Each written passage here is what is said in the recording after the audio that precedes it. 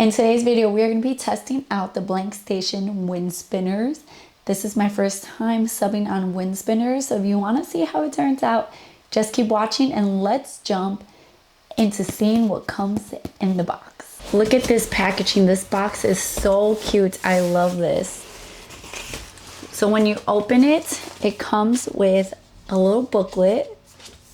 It's like nicely done, and it gives you all the instructions here. It gives you time and temp as well, which is awesome because not all of them give you the time and temp.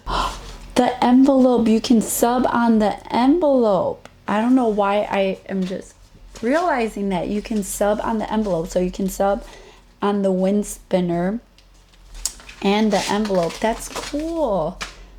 Then you have these little film peelers, and this comes in a 5-pack, and they come in these really cool felt envelopes that I didn't realize you can sub on until right now. I'm going to have to sub on this. That's awesome. And then they come nicely packaged in plastic. You have hanging hook right there. Let's open this up, and it has a protective film. You can kind of see it right there. You see that bubble? So that's kind of what these are for. You stick it on and it helps you peel it off, and you're gonna have it on both sides. So let's move on to measuring this so that we know what size to make our design. So we're gonna start off by measuring it, and it's about almost 9.75. Yeah, it's about 9.75 by 9.75. So I would make my design a little bit bigger than that. In Creative Fabrica, they have a bunch already. If you type in wind spinner, there's a whole bunch of different designs that you can use. Now, when you're doing these, you want to consider that you have these little parts right here. The main design, if you're doing words or a picture, you want that to be in here. So make sure that any words are in the center of your design and not on the outside, because these are going to get sub too, but you know, it's going to be a little more distorted than the center. To sub on this, you're going to need your design, your wind spinner, some heat tape, some butcher paper, and you're going to need 2 of your design because you have the front and you have the back that you have to sub on. So we're going to start off by putting our design to the side for now. We got to take off the plastic off of our wind spinner, so you can take the little peeler they gave you, stick it on and just rub it on, and then pull. And then once you lift it up, you can just use your hands and just peel it off. You want to make sure that you take it all off, and you want to do that on both sides. You want to double check and make sure that you don't have any protective film. I'm going to do one side at a time just because that's what I feel comfortable with.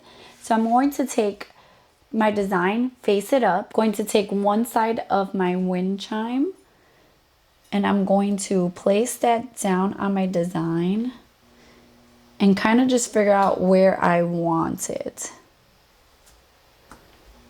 Once I have it how I want it, I'm just going to get my heat tape and I'm going to start taping that down, making sure that I'm not shifting it.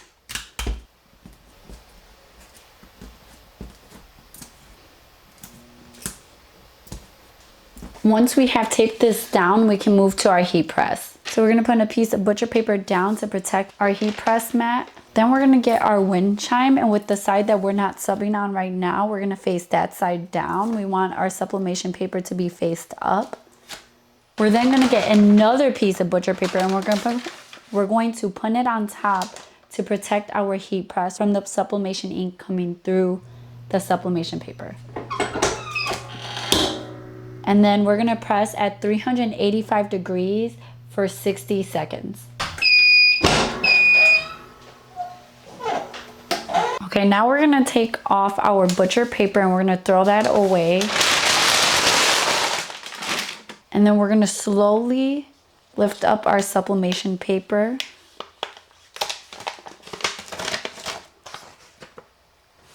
And this is how much ink release I got. And we're going to put this to the side to cool down for now. And then once it's cooled down, we will sub the other side. And this is why we put sublimation paper underneath, because the ink is going to go in through all of those little cracks on the wind spinner. So you want to make sure that that doesn't get onto your heat mat, because if it gets onto your heat mat, then it's going to reactivate for your next project and it's going to get on that. So now we're going to sub on the other side of our wind spinner. So we're going to grab it and we're going to get the other white side and we're going to place that white side onto our design. And we want to make sure that we're lining it up so that it is nicely mirrored on the other side. You don't want it to kind of be crooked. And then once you have it how you want it, tape it, and then we're going to move it to our heat press. We're going to put some butcher paper on top just like we did before, and we're going to press at 385 degrees for 60 seconds again.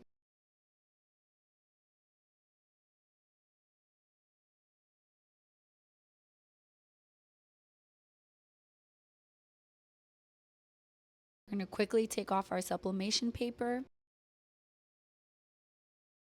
And then we're going to move on to subbing on our felt envelopes. We're just going to lint roll it just like we would if we were subbing on any piece of fabric. We want to make sure we get all the lint out of it. Then we want to grab our design, make sure it's facing the correct way. And you can see your design through the paper. So we're just going to tape that down. We're going to bring that over to our heat press, making sure that we kind of move that metal snap out of the way. And then we're going to press at 385 degrees for 60 seconds. We're going to take off the sublimation paper.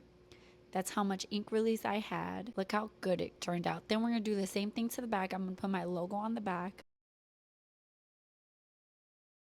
And it looks so good. Then all we have left to do is to clip on the little hook that will allow it to spin around. And if you're selling these, you can put it back in the plastic and then put it back in the felt envelope.